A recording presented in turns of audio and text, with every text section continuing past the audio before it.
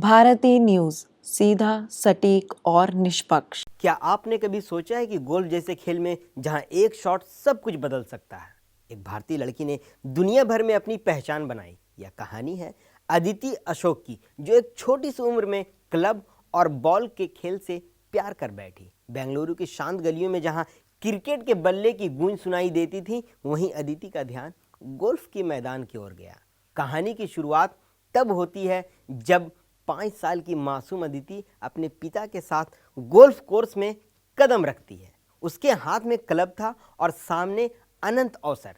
अदिति के पिता महेश अशोक का मानना था कि खेल में जुनून और अनुशासन ही सफलता का रास्ता है। वही सीख उन्होंने अदिति को दी और अदिति ने उसे अपने दिल में बसा लिया। समर्पण और मेहनत के साथ अदिति की यात्रा ने उन्हें पहले रियो ओलंपिक 2016 तक पहुंचाया, जहां उन्होंने युवा भारतीय गोल्फरों के सपनों को आकार दिया। लेकिन यह सिर्फ शुरुआत थी। असली रोमांच तब शुरू हुआ जब उन्होंने टोक्यो ओलंपिक 2021 में चौथा स्थान प्राप्त कर पूरी दुनिया का ध्यान अपनी ओर खींचा। फिर आया 2024 का पेरिस ओलंपिक, एक और बड़ा मंच और एक और कठिन चुनौती। हालांकि वहां वह पदक से चूक गई और 29वें स्थान पर रही, लेकिन उनकी मुस्कान में आत्मविश्वास और आंखों में एक वादा था, मैं 2008 में वापसी करूंगी और पदक जीतूंगी। अब आइए जानते हैं अदिति अशोक की इस प्रेरणादायक यात्रा को विस्तार से। आदाब सलाम, मैं हूं चांद हसन, आप देख रहे हैं चर्चित चेहरे।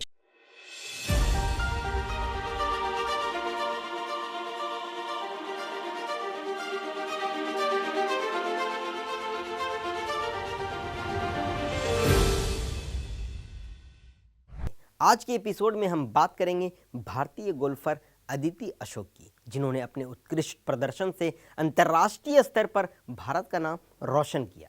अदिति अशोक का जन्म 29 मार्च 1998 को बेंगलुरु, कर्नाटक में हुआ था। उन्होंने मात्र 5 वर्ष की आयु में गोल्फ खेलना शुरू किया। उनके माता पिता महेश अशोक और महालक्ष्मी अशोक ने उनके इस जुनून को पहचान और पूरा समर्थन दिया। अदिति ने बिशप कॉटन गर्ल्स स्कूल से शिक्षा प्राप्त की और बाद में माउंट कार्मेल कॉलेज से स्नातक की डिग्री हासिल की।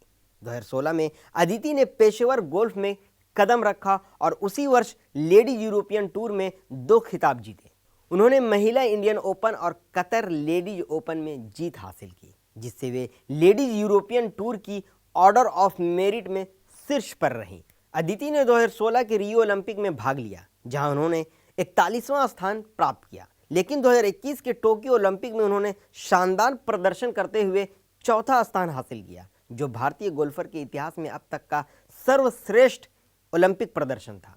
2024 के पेरिस ओलंपिक में भारतीय गोल्फर अदिति अशोक ने 60 प्रतिभागियों के बीच अपना दमखम दिखाया। उन्होंने टूर्नामेंट में 4 राउंड खेले और क्रमशः 72, 71, 79, 68 का स्कोर बनाया। कुल मिलाकर उनका स्कोर 2 ओवर 290 रहा। शुरुआती राउंड्स में संयम और फोकस बनाए रखने के बावजूद तीसरे राउंड में चुनौतीपूर्ण स्थितियों का सामना करना पड़ा।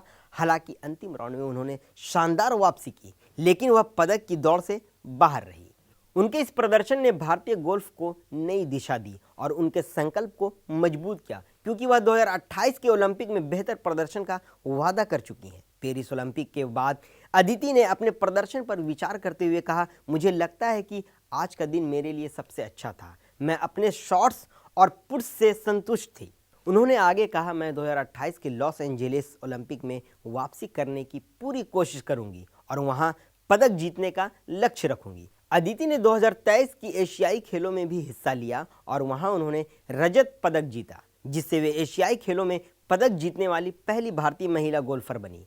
सपनों की कोई सीमा नहीं होता, यह बात अदिति अशोक की कहानी से बेहतर कौन समझा सकता है।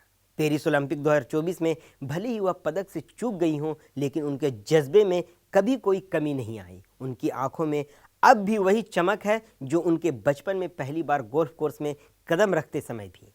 पेरिस में अदिति का 29वां स्थान भले ही उनके चाहने वालों को निराश कर गया हो, लेकिन उन्होंने इसे एक अनुभव के रूप में अपनाया। उनका कहना है, खेल सिर्फ जीतने के लिए नहीं होता, यह खुद को हर दिन बेहतर बनाने की यात्रा है। यह वही सोच है जो उन्हें अगली बार और मजबूत वापसी करने के लिए प्रेरित करती है। अदिति अब 2028 के लॉस एंजेलिस ओलंपिक को लेकर उत्साहित है। वह मानती है कि हर हार में सीख छिपी होती है। उन्होंने कहा, मुझे गोल्फ खेलना उतना ही पसंद है जितना पहली बार था और मैं अपने देश के लिए पदक जीतने का सपना कभी नहीं छोड़ूंगी। उनकी इस भावना में भारत का हर युवा गोल्फर अपने सपनों की छवि देखता है। अदिति की कहानी हमें यह सिखाती है कि असली जीत वह होती है जो हमें मजबूत बनाती है। यह सिर्फ एक गोल्फर की कहानी नहीं बल्कि एक लड़की के सपने को हकीकत में बदलने की यात्रा है जो कभी हार नहीं मानती। उनकी कहानी हमें यह भरोसा दिलाती है कि जब तक आप हार नहीं मानते तब तक खेल खत्म नहीं होता।